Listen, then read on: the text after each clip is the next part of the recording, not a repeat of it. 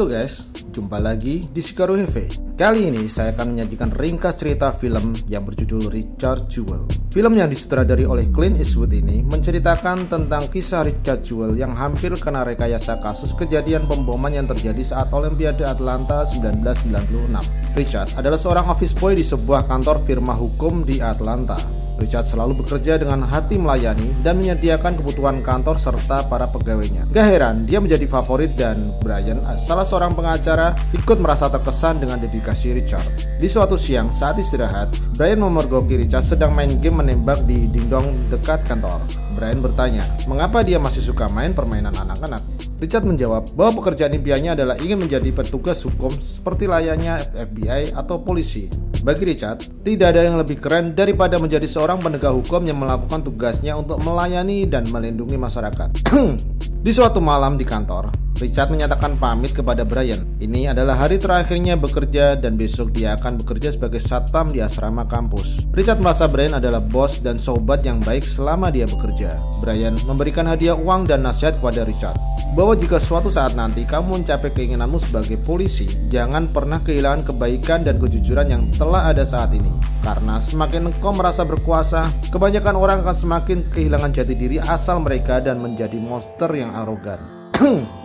Richard yang sekarang menjadi satpam tetap bekerja layaknya dia dulu. Dia tetap bekerja dengan disiplin dan jujur, tapi hal ini menyebabkan dia mendapatkan teguran dari pihak kampus karena sikap ketatnya terhadap peraturan mendapat keluhan dari banyak para siswa. Walau Richard berkilah bahwa dia bertindak sesuai tugasnya sebagai penjaga keamanan, tetap saja akhirnya Richard pun dipecat. Sorenya, saat main di arena tembak, Richard curhat dengan temannya, Dave, bahwa dia kembali menganggur. Dia menyarankan untuk melamar kerja sebagai satpam di event Olimpiade yang bentar lagi diadakan. Di lain tempat, Kathy, seorang wartawan lokal Atlanta Journal, sedang kesal dengan tidak adanya kejadian menarik baginya untuk dijadikan berita. Kembali ke Richard, beberapa waktu kemudian, Richard akhirnya mendapatkan pekerjaan sebagai satpam di Olimpiade. Malamnya saat konser, Tom, seorang agen FBI, sedang berjaga dihampiri Kathy yang mencoba mencari dengar jika ada berita dari Tom. Tapi Tom menanggapi bahwa semua situasi terlihat normal dan membosankan. Sementara itu, Richard yang juga tugas berjaga melihat sosok mencurigakan membawa ransel besar. Walau rekan dan para polisi terlihat santai mengobrol dan menikmati konser, Richard tetap waspada dalam tugas dengan penuh tanggung jawab. Saat dia mengikuti dan memperhatikan orang itu, ternyata isi tasnya hanyalah minuman. Di hari kedua, Richard berangkat kerja dalam keadaan sakit mencret. Walau ibunya melarang untuk bekerja, Richard tetap teguh untuk masuk kerja. Saat sampai di tempat kerja, dia diminta temannya untuk istirahat pulang karena dia terlihat kepayahan, tapi Richard tetap bertahan. Di lain tempat, operator 911 mendapatkan telepon tanpa identitas yang menyebutkan akan adanya ancaman bom dalam waktu 30 menit di salah satu acara konser Olimpiade di alun-alun kota. Yang di saat bersamaan, Richard menemukan sebuah tas yang mencurigakan. Richard meminta petugas polisi untuk memeriksanya. Awalnya, polisi tidak terlalu menganggapnya, karena mungkin aja itu hanyalah tas biasa. Richard bersikukuh untuk mematuhi protokol keamanan dan meminta penjinak bom. Richard bergegas ke ruang siar untuk mengumumkan evakuasi area berbahaya. Tapi petugas siaran tidak memperdulikannya, karena mereka hanya mau mendapatkan perintah dari pihak kepolisian. Kecurigaan Richard akhirnya dibenarkan oleh petugas penjinak bom yang datang dan telah memeriksa tas itu. Petugas menyatakan bahwa ini adalah bom pipa terbesar yang pernah dia lihat. Mereka panik dan mencoba menghalau pengunjung untuk segera dievakuasi. Tapi, bom meledak memuntahkan paku tajam ke segala penjuru. Banyaknya korban berjatuhan tak terhindarkan, tapi bisa diminimalisir oleh peringatan dini Richard. Pagi harinya, saat Richard memperhatikan TKP, dia dipanggil atasannya untuk melakukan wawancara di TV. Saat acara, Richard disanjung bak pahlawan karena dialah penemu pertama bom dan memperingatkan polisi serta halayak ramai hingga korban tidak terlalu banyak. Richard menjadi terkenal sehingga banyak yang mengundangnya untuk wawancara. Bahkan dia ditawari untuk menulis buku biografi tentangnya. Tak lain pula di jalanan, Richard banyak mendapatkan ucapan pujian dan terima kasih dari orang-orang. Sementara itu di markas FBI, Tom nampak stres atas teror bom yang terjadi di saat dia bertugas. Atasannya datang dan memberitahu adanya laporan dari Dr. Clear, mantan atasan Richard di kampus tempat dulu bekerja sebagai satpam. Dr. Clear menyampaikan kecuriganya terhadap Richard didasarkan kinerjanya yang dianggap terlalu berlebihan dan seperti mencari perhatian saat menjadi satpam kampus. Begitu pula saat rapat peninjauan kasus, FBI menilai kasus ini hampir serupa dengan kasus sebelumnya. pernah terjadi di Olimpiade Los Angeles 1984. Adanya seorang polisi yang awalnya dianggap pahlawan ternyata adalah pelaku bom sebenarnya.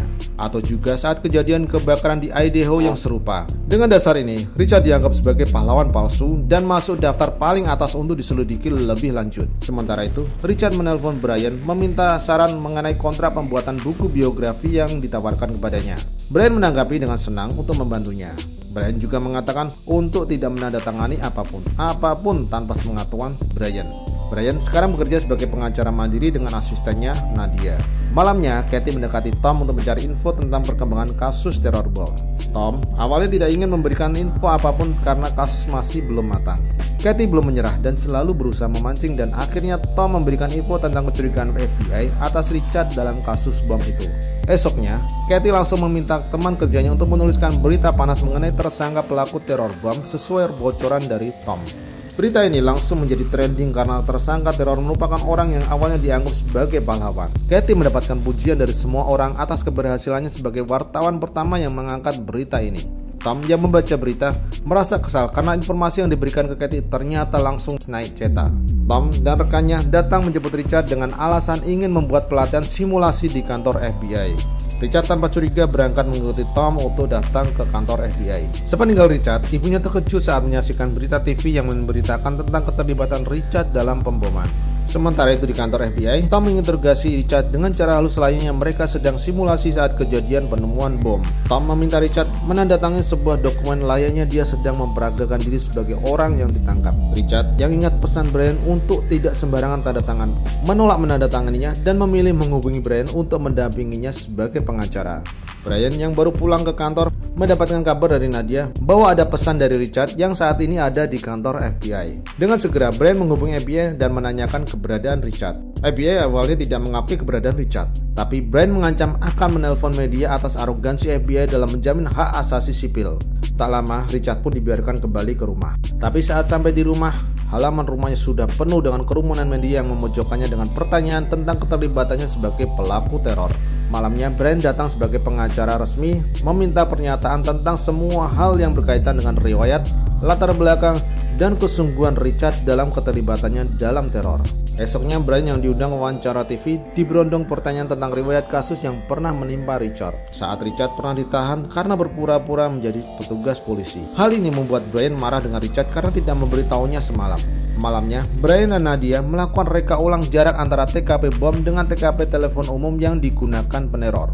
Dengan mencocokkan posisi Richard, waktu kejadian dan jarak, Brian semakin yakin bahwa Richard bukanlah pelakunya. Di hari berikutnya, saat akan diadakan penggeledahan, Brian meminta Richard untuk mengeluarkan barang yang mungkin akan curigai. Ternyata Richard yang hobi menembak memiliki banyak senpi, yang hal ini bisa tambah memberatkannya lagi.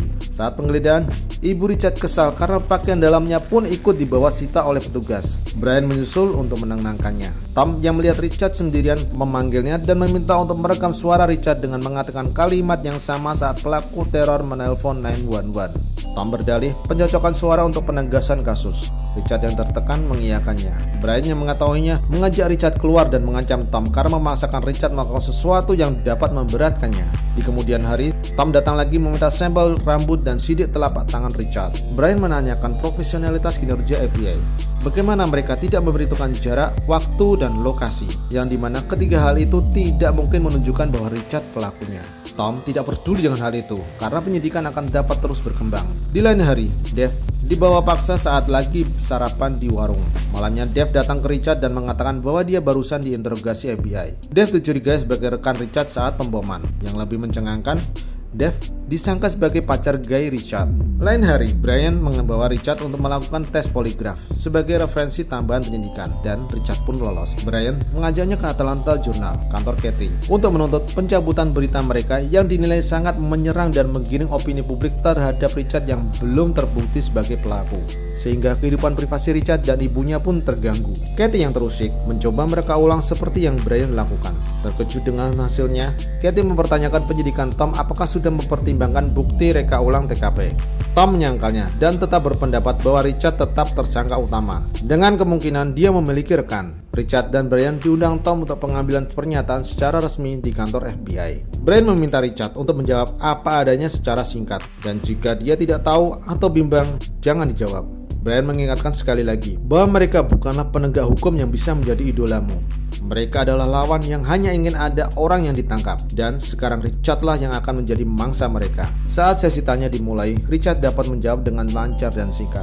Di saat Tom mempertanyakan mengapa Richard bisa tidak terluka sedikit pun padahal sedang ada di TKP. Dengan menahan emosi, Richard menjawab bahwa dia benar-benar tidak tahu kapan bom akan meledak, dan dia hanya fokus membantu evakuasi penonton. Richard menanyakan balik, apakah FBI memiliki bukti kuat yang menunjukkan bahwa dia pelakunya? Apakah FBI hanya berkutat pada penggiringan pernyataan penjebak padanya? Bagaimana jika dia berhasil ditahan, kemudian pelaku yang asli melakukan teror lagi? Bagaimana jika suatu saat nanti ada orang yang menemukan bom? Karena dia nggak mau bernasib kayak Richard, akhirnya dia pergi membiarkannya saja bom itu meledak. Tom tertegun tidak bisa membalas. Richard pun melenggang keluar. 88 hari setelah dimulainya penyidikan, Tom datang mengantar surat SP3 kepada Brian dan Richard.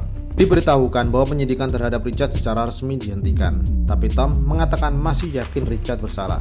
6 tahun berlalu, Brian mengunjungi Richard yang sekarang menjadi polisi, memberitahukan bahwa pelaku teror yang asli telah ditangkap. Selesai. Saya Tom dari Shikaru HV. Sampai jumpa.